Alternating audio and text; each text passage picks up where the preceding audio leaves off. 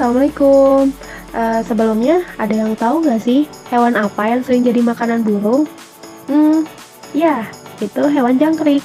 Kalian penasaran nggak sih gimana caranya jangkrik berkembang biak dan gimana sih caranya budidaya jangkrik itu? Yuk kita simak dengan menonton video presentasi dari kelompok 2 yaitu budidaya hewan jangkrik. Perkenalkan, ini anggota kelompok kita. Ada Pelanti, Landari, Maya, Pimpi, Isti, Tiara, Ida, Lemia, Aulia, dan Sirnawati. Untuk lokasi budidaya kita yaitu di Kampung Nusa, RT 01 RW 15 nomor 30, Rancamanyar, Kecamatan Bale Endah, Kabupaten Bandung. Persiapan apa saja sih yang harus dilakukan ketika budidaya jangkrik? Yang pertama yang harus kita siapkan yaitu alat.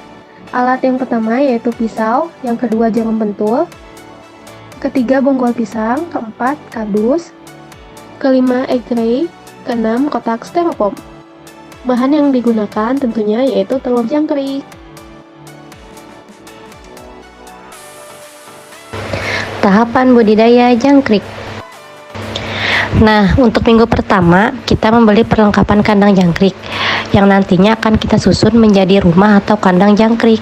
Di minggu pertama ini kita menyiapkan kandangnya, di mana pelapisan wadah budidaya dengan kardus untuk merendam suara agar jangkrik tidak merasa bising, dan lapisan kardus juga berfungsi sebagai pengatur suhu agar jangkrik merasa nyaman.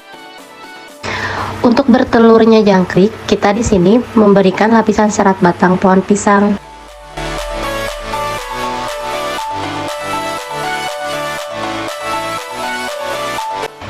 Di minggu kedua ini dilakukannya pemeraman telur jangkrik selama 1 minggu, di mana telur itu mulai menetas sebanyak lebih dari 50 ekor menetas. Pada saat ini anakan jangkrik hanya bisa diberi pakan pur ayam yang halus. Anakan jangkrik juga sudah bisa ditebar di dalam wadah yang lebih besar untuk membuka ruang bagi anak jangkrik agar leluasa bergerak. Minggu ketiga, beberapa jangkrik sudah mulai ada yang menetas kurang lebih sebanyak 50 ekor. Pada minggu keempat, anakan jangkrik sudah berumur 7 hari. Anakan jangkrik sudah berumur lebih dari seminggu.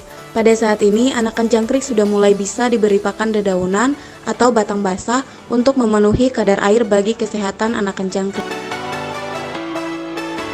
Pada minggu kelima, dilakukan pemisahan jangkrik yang sudah berumur 20-30 hari. Pada minggu ke-6, jangkrik sudah berumur 30-40 hari. Pada minggu ke-7, jangkrik sudah berumur 40 hari dan siap untuk dipanen.